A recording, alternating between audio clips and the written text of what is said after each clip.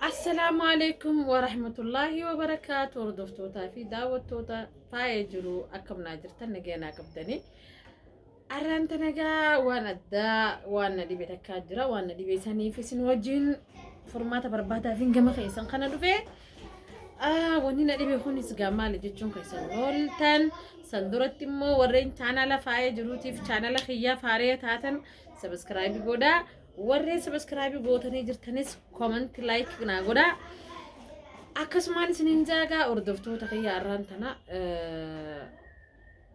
nama jechuudha ilmi namaa khawaa nama godhus ni jira hawaasii godhus ni jira jechuudha addunyaa tana keessa waanuma lama jechuudha namni khawaa godhu yookaan siif godhe yookaan suma godha jechuudha ilmi namaa jechuudha haa ta'u garuu ani yeroon direedhaa jiru san keessatti waan hedduu takkaan agaree waan hedduu takkaas baree namaas arkeetiin jira walumaa galatti jechuudha ijoollee direedhaa guutuutti galatoomfachuun barbaada hedduu takka haa galatoomanii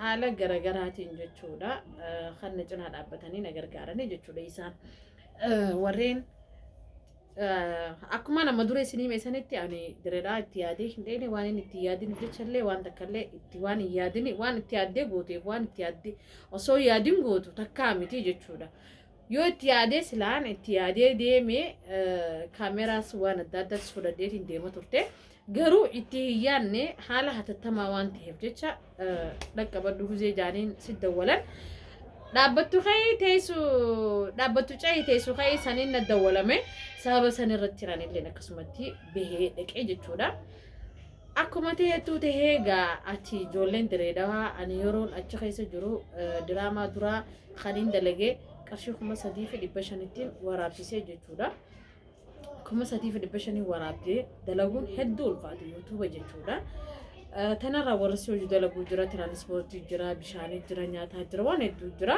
saniif jecha hedduu ulfaata yeroo duraa immoo dalagee diraamaa takkichaa akkasittiin dalagee diraamaa san irratti kana gargaarees caayaatuuf hedduun galatoomfadha ulfaadhu osoo nan beekne eenyummaa kiyya osoo hin beekne na gargaare jee nama anaaf isallee namaa waliin nu fide soolii waliin nu fide sool istiidiyoo jechuudha isaa wal nu garsiisee caayaatu akkasumatti kanaa sana osoo hin jenne harka isaa naa banee jechuudha diraamaa sana irratti naa barreessuudhaan daayiriktarallee kanaaf ta'e isa anaaf inni dilas illee waliin beenu jechuudha yeruma sanitti baay'ee warri direedhaa hedduu nama aartii kana keessa jiru hedduu jaalatan hedduu jabeessan akkasitti caayaatu hedduu na jabeessee hedduu na gargaare jechuudha hedduun galatoomfadha caayaatu muraad jechuudha maqaan isaa muraadii chaanaala isaa caayaatuubi baay'ee takkaa galatoomfadha baay'ee si galatoomfadha ijoolleen direedhaa nama aartii keessa jiru hedduu gargaaran hedduu cinaa dhaabbatan akkasumas ka gargaaru qofaa miti direedhaa keessa ka jiru ka si diigulleen akka ati waliin kaane si godhulleen hedduu jira jechuudha walumaa galattuu haa ta'u baay'inaan irra guddaan isaanii immoo warra ani komii nam takka irraa illee hin qabu waan hin argee irraa yoon hin dubbadhe malee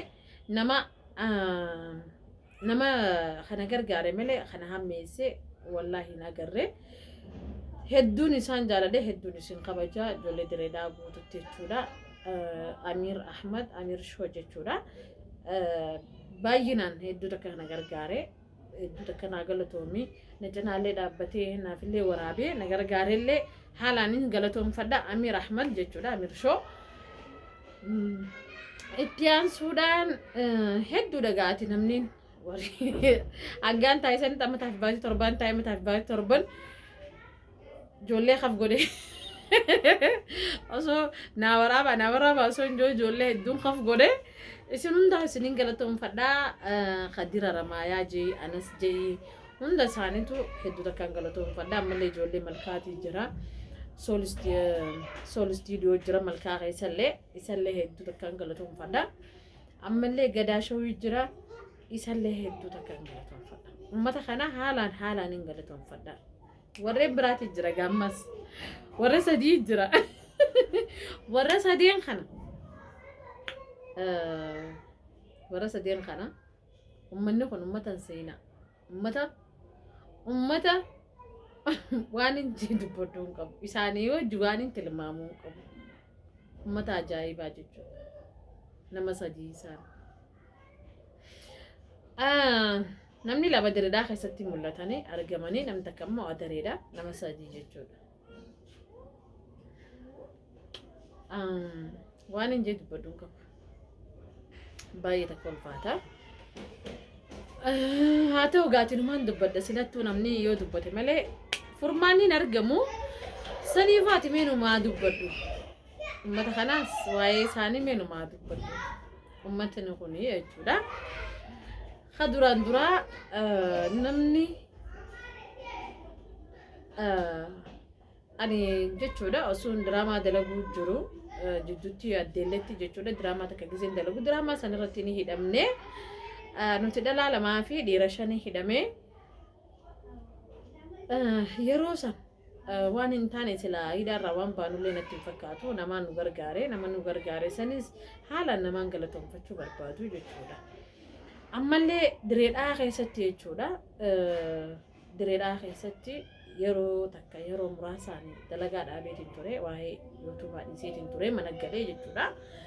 Yeroo sanitti namni na cinaa dhaabbatee hamilee na godhaa ture. Namuma amma hidhaarraa nu baase kanaa jechuudha. Hidhaa keessa nu gargaare jechuudha. Hamilee na godhee ati dhalaa jabduudha. If boodan deebiini dhalaan teenya. Waan xixiqqaa takka gufuu xixiqqoo takkaaf jetteef booda deebitiif boodan deebiini jee hamilee kana godhaa ture. Maal jeetiin isin bagaa wallahi haala akkamiin itti galatoomfadhu hin beeku jechuudha. Nama kana namni kun eenyu jirtaniin saha namni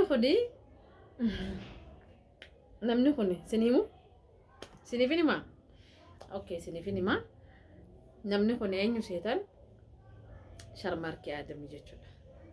Namni kun Sharmarkee Adamii jechuudha. Sharmarkee Adamii akka ilaalcha ani gaafaa Sharmarkee Adamii jechuudha.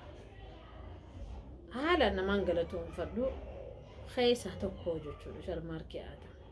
Namaan haalaan galatoomfadhu jechuudha. Mee seenaa Sharmarkee Adamii isinima. An yeroon direedhaa dhaqe Sharmarkee Adamii akkaan ittiin dhiyaanne kana godhe jecha afaan namaati jechuudha. Jecha afaan namaa waan hedduu takkaan naan jaame waan hedduu takka Sharmarkeenis jaanii turanii jechuudha. Kaniin ani Sharmarkee Adamii wajji wal arguu barbaade turtee silkii isaa barbaade gizee silkii isaa barbaadullee isaa wajjinillee dalaguun barbaade jee gizeen barbaadu. No, Sharmarkee biratti hin dhiyaatin Sharmarkee nama badaadha. Sharmarkee maarreedha. Sharmarkee miriyoodha. Ani Sharmarkee gaarii isaa takkallee waan hin dhagee hin jiru jechuudha. Hamtuu isaa malee jechuudha. Garuu ilma namaa halaala dhaabbattee namni kun hamaadha jettee murteessuu inuma hin dandeessu jechuudha. Yoo itti dhiyaatte qofa agarta. Yeroo muraasaaf irraa fagaachuun ture jechuudha. Sharmarkee itti dhiyaachuun turre akka tasaatti aruusa wayii irratti anaaf Sharmarkee wal agarree. Oguu wala gare wala simanna ajaa'ibaan na godhee na dubbisee ani gaa hamaa saniin dhagee hamaa saniin eegu jira inni immoo gattaa'ee na hojii haasawee yoom dhuftee dhagiyaan baga dhuftee jee na dubbisee jechuudha. Jeetiin ammallee deebi'eetiin uummata guyyaa kaan hamtuu natti haasee san bira dhaqeetiin itti haasee jechuudha. Sharmarkeen akkana wala garree haasawni isaa wanni isaa hundinuu waan hamaa takkallee keessatti nagarree jeetiin gaafadhe no isaa hojii daleedin wajjin daleedu warra naan jira. Ati haa ta'u ilma namaa takka ani dhugaadha jecha namaa dhagayeetiin irraa fagaachuu ture garuu akkas ta'u qabu itti dhiyaadheeti sila laaluu qaba turte garuu ni sodaadhe hedduu sodaadhe wallaahi hedduu takkaan sodaadhe akkaataa isaan itti naa himanitti ani Sharmarkee hedduu takkaan sodaadhe jechuudha. San booda garuu ani akka tasaatti eegas boodaas gaa wal agarree wal dubbisaa turre osuma wal dubbisnu bakka wayii takkatti Muniir Studio keessatti eegas booda wal agarree jechuudha. Muniir Studio mana isaa ta'ee osoo qamoo jiru wal agarree Muniir Studio osoo taa'u Muniir Studio bira dhaqee achitti wal agarree jechuudha. Sharmarkee sanbooti jechuudha. Haala jiru hunda wajji haasoo eegalee waa'ee dalagaatti hojii haasoo eegalee waan hunda giseen hojii haasoo yaadni inni naa kennuu fi waan inni naan jiru fi karaan inni irra na kaayu hundinuu karaa bareedaa jechuudha. Karaa namni isaan jiru san takka illee ani sarraan agarree jechuudha sanbooda. Sanbooda walitti dhiyaanne jechuudha. Akka tasaatti diraamaa wayyoo sun dalaguu niin hidhame nuti nama 8 jechuudha. Addeellee kanatti hidhame. Akkuma reefu siniimee sanitti. Nuti nama 7 dhiira 5 fi no. 2 3 4 5 dhiira 5 fi dhalaa 2 hidhamne jechuudha. Dhiira 5 fi dhalaa 2 hidhamne addeelleetti jechuudha. Yeroo sanitti hedduu hamaadha. Maqaa biraatiin nu yaamanii ture. Maqaa biraatiin nu yaamanii nu hidhanii turte jechuudha. Diraamaa dalaguu jirra. Maal dalaguu warra naaf waraabuu fi kaameramaan hunda waliin hidhamne jechuudha. Innaa akkasitti eega hidhamne boodallee dawwalee gaammaas namaan beeku jiru sharmaarkuma irratti hin dawwalee akkanatti hidhamne jirra jeeni. Akkasitti baay'ee waraqaa ni qabna. Waraqaa nuti qabnu taan nuti itti daleenuu miti ta kaameramaanii bichaadha. Kan nuti itti daleenuu immoo hin qabnu nuti. Innaa diraamaa san paartii takka dalageetiin ture paartii takkichaa san irratti hidhamne sanbooda akkasitti baruun taasaa nu baasanii jechuudha. Sharmaarkii Adam Namaacha keessa biyya hurradda dawwaluudhaan ijoolleen artistoota teenya jechuudhaan akkasitti nu baasanii jechuudha guyyaa lammadaa achi bullee jechuudha.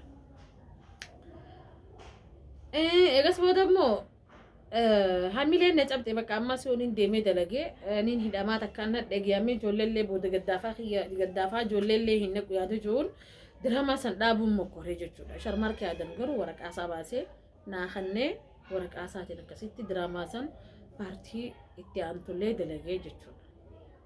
Innaa Sharmaarkii Adam yeroo sanitti ani diraamaa walaa waan takka waan hin dalageef takka illee hin qabu jechuudha.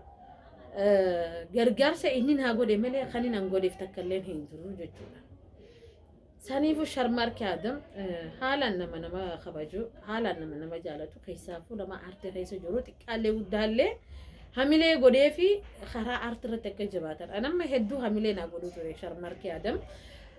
Akkaaniif boodan deebine jechuudha. Ati dhalaadha, dhalaan jabduudha, dhalaa jabduudha, dhalaa teenya Oromoota akkana dalaydu hin agarree dalagii ni jabaadhu boruu maal taata.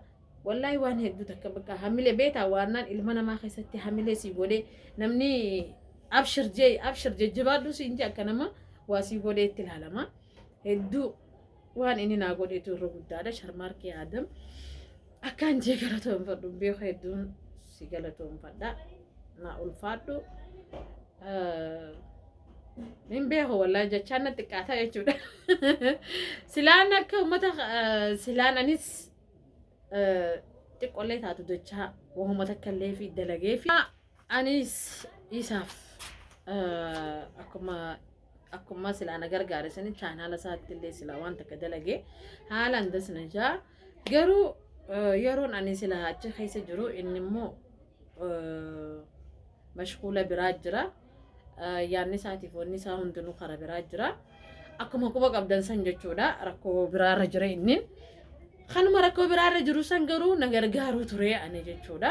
Ani immoo rakkoo isaa waan inni isa gargaaruu danda'u takka illee waan hin jirreef du'amaan godhaa fi inshaallah yaada muraada kee rabbi si haa guutu. Nami hedduu jechuudha. Yaada muraada kee rabbi si haa guutu Sharmaarkii Adam. Waan hundaa'u khayrumaa wanni hundinuu khayrumaa inshaallah ni dhumatti saniifuu rabbii khara khayrii qabutti khara irra caalaa siifis jaartii teetiifis irra caalaa ta'utti rabbiin amri teessan hundaa'u khara khayrii qabutti isinii haa fixu. Du'aamaan si godha buleessa hayya dhugaa Sharmaarkii Adam dhugaa du'aamaan si godha akkasiin isiniin jaa namaan haalaan kabaju keessaa Sharmaarkiin.